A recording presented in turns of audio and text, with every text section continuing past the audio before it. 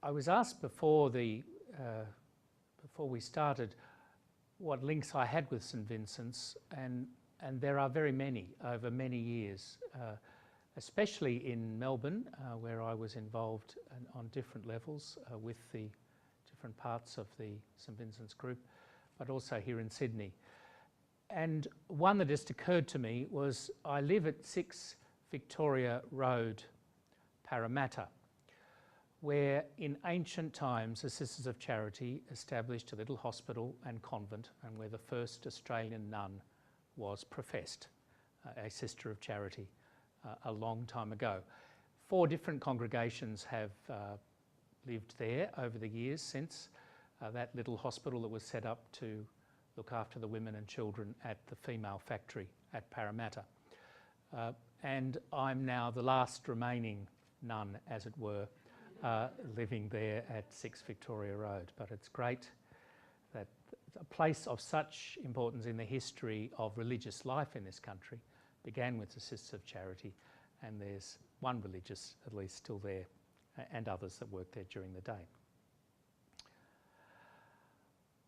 One of the most memorable lines in rock history is, "I hope I die before I get old," from The Who's 1965 hit, My Generation. When sneered in Pete Townshend's distinctively frustrated stutter, these words were symbolic of an attitude that marked many in his generation, and from which Western culture is yet to recover. But how old is old? Sandra David, for many years a Sister of Charity, educator and missionary, was only 57 when she died. This doesn't seem old to me, at least these days it doesn't seem old to me. Yet Janet Roebuck, in her classic study of the evolution of the idea of old age, puts it at around 50. Many countries have adopted 65 as the statutory retirement age, a point originally chosen by Bismarck for the cynical reason that most working class men were dead by then and so would not draw the pension. Catholic clergy and religious seem to go much longer. You are only old enough to retire if you're a priest at 75, but nuns and popes can go forever. A more objective definition of old age starts with the natural or species-typical lifespan, the lifespan of most of us in the absence of specific mortal diseases and fatal accidents. There comes a stage beyond which most people would think they had had a fair innings and would not feel cheated were they to die sooner rather than later. Nor would others judge their death to be premature. That's not to say that they are ready to die or that others would not grieve their passing. Just when that age is will be part biological, part environmental and part cultural. Psalm 90 suggests that 70 years and 10, or 4 for those who are strong, is enough. The last quarter or so of life, up to and beyond the typical lifespan, is old age. Once people have entered that phase of life, they may engage in different projects, be honoured as elders, or warrant assistance of various sorts: pensions, superannuation, transport concessions. I can't wait for those. Appropriate housing, spiritual care. Healthcare obviously comes in here, and the specialty of geriatric medicine focuses on this phase of life and its particular challenges. But should we spend so much on healthcare for the elderly? Or would it be better, as some now suggest, to move some or all those resources to younger persons? First, the context in which this question is asked. In 2011-12, Australia spent $140.2 billion on healthcare, amounting to 9.5% of our GDP, up from 8.4% only a decade before. Recurrent expenditure on health is now around $6,000 per person, of which the governments cover over 70%. The Australian governments will continue to increase expenditure on healthcare as our population grows and ages, and as advances in healthcare technology and expectations also accelerate. In 2002, 13% of the Australian population were aged over 65. By 2051, this is expected to have more than doubled to 27%. The proportion aged 85 and over will have jumped from 1.4% to 9% over the same period. Older people utilise healthcare resources to a much greater extent than younger people. Though they account for about a sixth of the general population at present, they utilise more than a third of hospital admissions and around half of hospital bed days.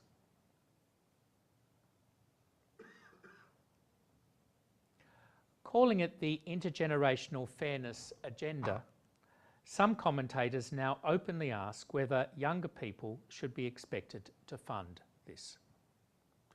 In The Pinch, How the Baby Boomers Took Their Children's Future and Why They Should Give It Back, David Willits argues that the over 65s are a burden on the young and that their expectations of endless pensions, health and aged care must be curtailed. Daniel Knowles declared in The Spectator recently that the baby boomer generation is the most cosseted, untouchable, powerful generation in our history, that they are living far longer than was envisaged and costing too much, and that younger people cannot be expected to keep them in the style to which they have become accustomed. The elderly, he said, should pay their fair share themselves and draw less upon the public purse. Allocating healthcare on the basis of age, which I'll call hereafter age rationing, is the policy of excluding persons over a certain age from certain treatments, scaling back care as they get older, or preferring the young where there is competition for some intervention. In many countries, older people already have less medical contact than their condition warrants, and ageism in healthcare has been very well documented. South Australian researchers Julie Luca and Karen Summers found that though functional recovery after treatment is similar for older and younger stroke patients, older ones are much less likely to receive appropriate provision in the Australian hospital studied. They concluded that age is probably a barrier to receiving optimal care after stroke in Australia.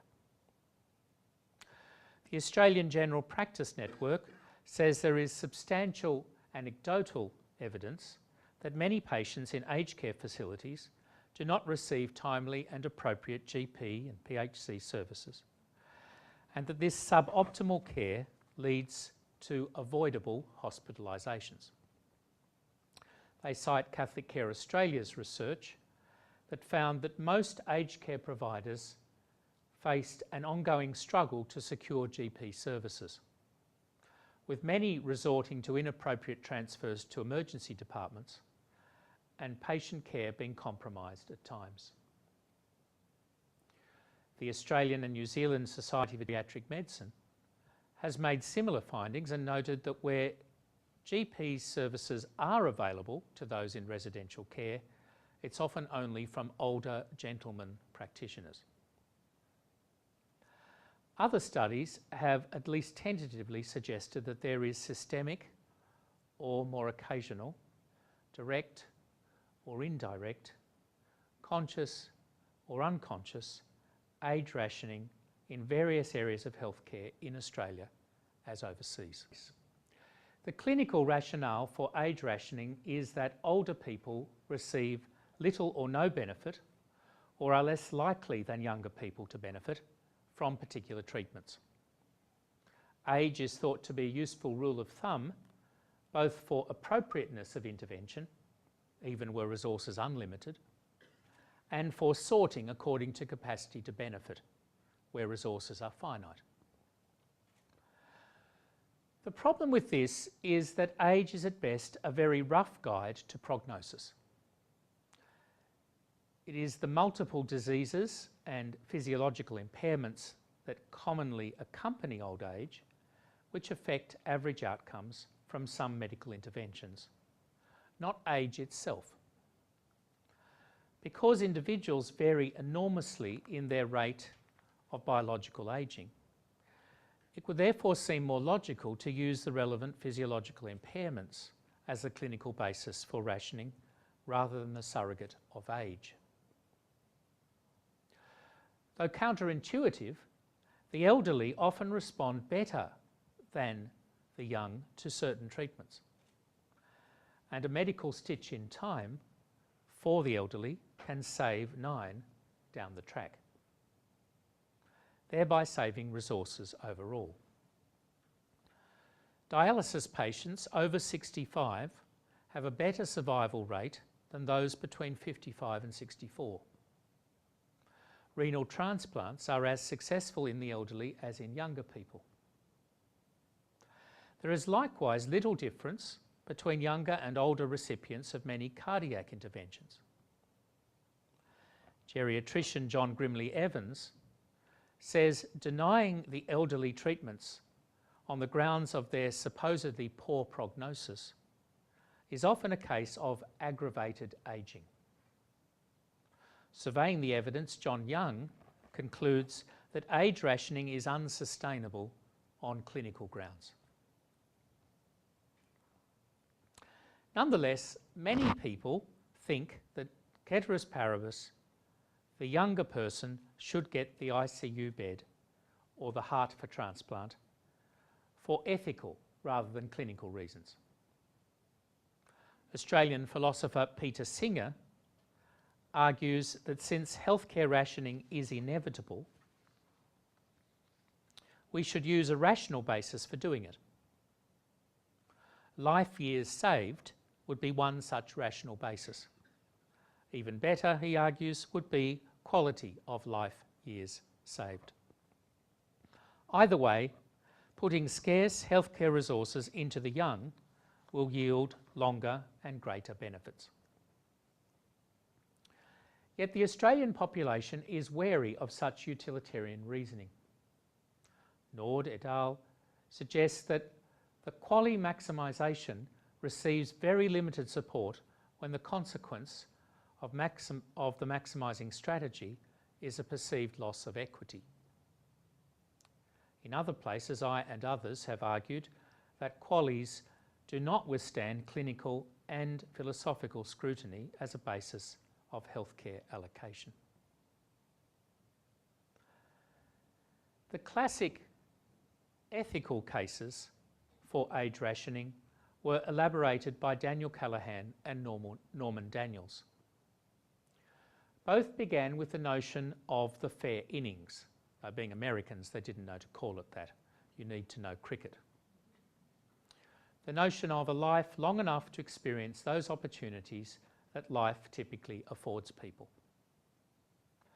For individuals to seek more than a natural lifespan, especially at the expense of other important goods, might represent a lack of prudence or fortitude with respect to sickness and death, and a kind of intemperance with respect to healthcare. St. Basil the Great, a long time ago, counselled Christians to avoid treatment that, to quote him, requires such undue thought or effort or expenditure as to make our whole life revolve around solicitude for the flesh. Different temperaments, commitments, and life plans mean people prioritise life and health differently, and therefore health care. But there does come a point where seeking more may seem both vain and in vain.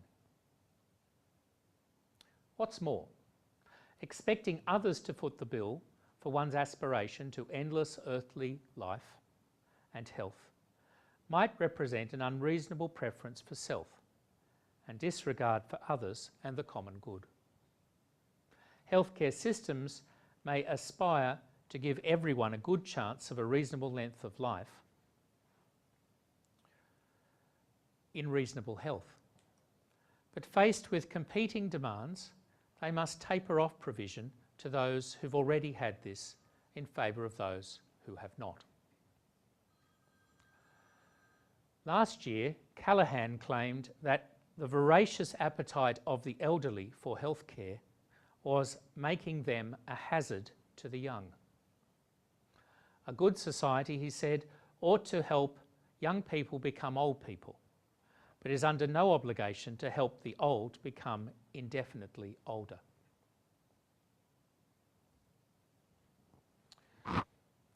There are, however, a number of problems with the fair innings rationale for age rationing. What length of life might one reasonably expect, and what health opportunities up till then? Is it unreasonable for someone, for instance in Swaziland, to aspire to more than the 31.9 years typically afforded in that region? As technology and economy improve, so does life expectancy. And we rightly rejoice that more people enjoy a longer period of old age, in better average health than was common in the past. Nor is it clear that prudence would counsel skewing healthcare entitlements towards one's early years, as the fair innings theorists assert.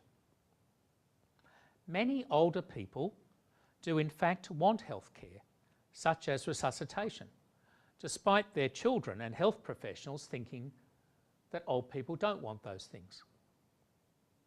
What older people judge as adequate quality of life is also quite different to what younger people and health professionals think.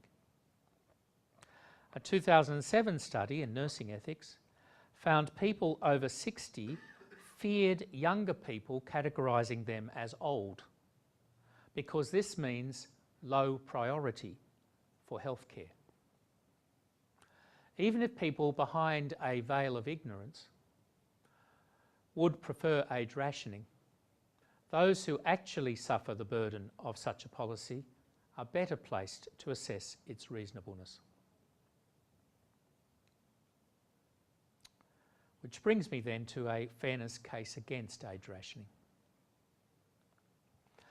Fair innings accounts commonly assume that justice requires that people get the same amount of resources, such as healthcare. But every parent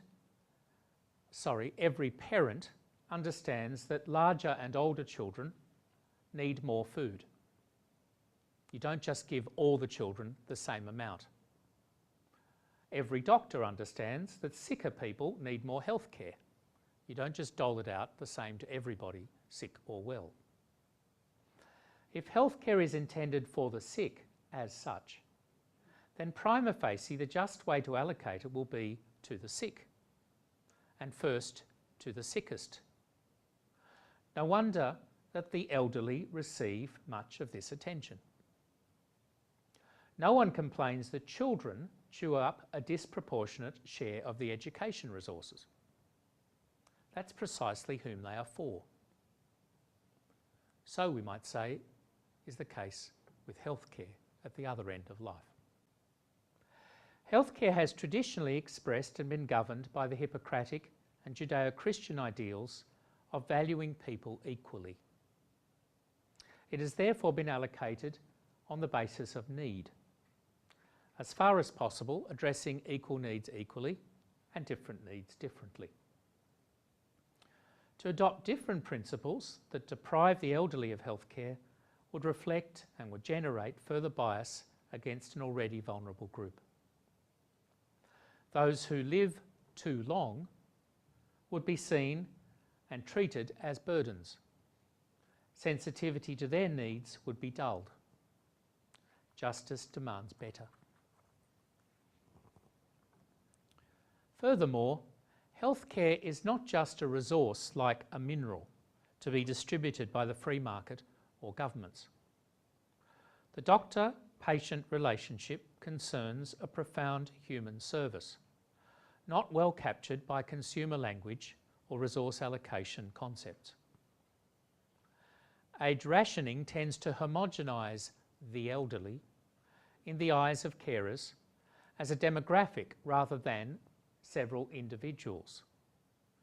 Indeed, as a swarm of voracious but unworthy consumers of a resource which must be guarded from them. Healthcare would be radically affected were professionals expected to assess who has had their fair share of lifespan or opportunities before wasting any more attention on them. It should also be recognised that the rescue imperative of traditional medicine, which can be criticised for encouraging healthcare profligacy, has also been very fruitful both in assisting particular individuals and in advancing medicine itself. Geriatric medicine and healthcare more generally would not advance were the elderly or the very sick abandoned.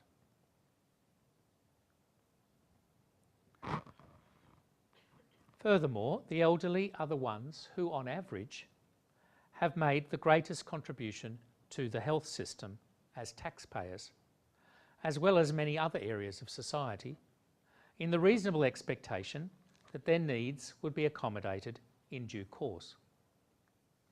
To deny them healthcare would amount to unjust enrichment, even theft, by the young. One way that societies that treat the elderly less well than they might in other spheres still demonstrate that they value older people is by providing dignified health and aged care. Such care expresses fundamental values such as equal respect of persons, the sanctity of life and the rescue imperative, concern for the weak and the suffering, and reverence for elders. As the costs of health and other care of the elderly continue to rise, there will be pressure to scapegoat, abandon, even kill the elderly as a cost-cutting measure. There are good reasons to resist that pressure now by a strong insistence that age will not be a criterion of healthcare distribution. A satisfactory resolution of healthcare allocation dilemmas begins by offering some account of the place of life and health in a human story and what is needed to promote those goods, of personal responsibility for health and healthcare, of the traditions, norms and virtues of healthcare practice, of the responsibilities of all societies to provide for the needs of their members in healthcare, of the capacities and proper goals of our particular society, and of the scope and limits of the right, so-called right to healthcare. I've written books on this. There's a lot packed into that range of concerns. But I think unless you're willing to examine such big picture questions, you're not going to come to any satisfactory resolution of this particular dilemma. Such examination, though, of that big picture will suggest that patients, health professionals and health services should give priority to people's most important needs over their less important ones, and to those with more important needs over those with less important ones. Now, there's a great deal of work being done, and perhaps still to be done, on what need means here. And again, I could tell you various places you might go to explore that question. But on this needs-based account of healthcare allocation, priority should be given, ceteris paribus, to the patient whose need is more urgent, or who is more likely to benefit from the treatment, or who is likely to gain the greater or longer benefit from the treatment, or who is likely to suffer the lesser burden from the treatment, or who is likely to suffer the greater harm without the treatment, who is likely to gain the same benefit from less of the treatment, or need the treatment for a shorter time or less frequently, or who has fewer or no alternatives for satisfying the need. That's just a bit of what's packed into the notion of need and prioritising according to need.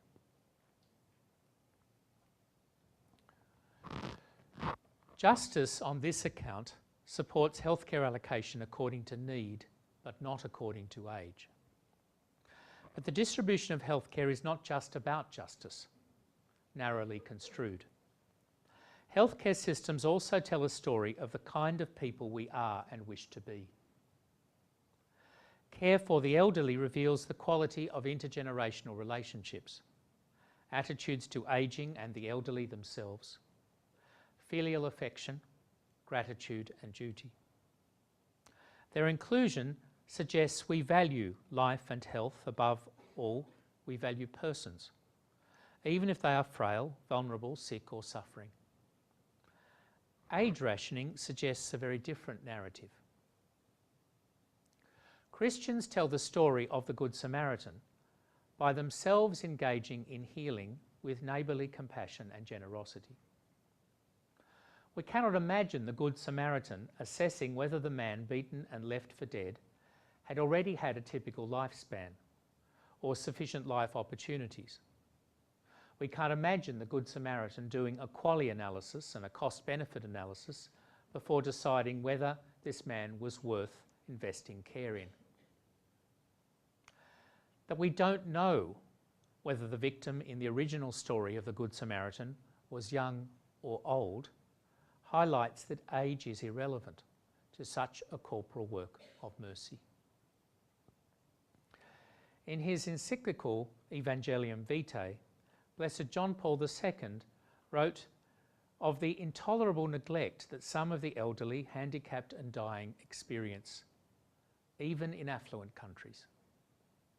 He exhorted us to preserve or to re-establish where it has been lost a sort of covenant between the generations, a relationship of acceptance, solidarity, closeness and service. This would suggest a preferential option for the elderly in healthcare rather than rationing against them. To conclude then, the elderly are not a problem, a market or a budget. They are real people, individuals, our own people, our ancestors, eventually ourselves. Healthcare is largely for them, not something we have to keep from them. Of course, we need principles of fairness here and virtues like medical temperance. But to wish we were dead before we are old, or to wish that the old were dead before they burden us, is no anthem for a good society.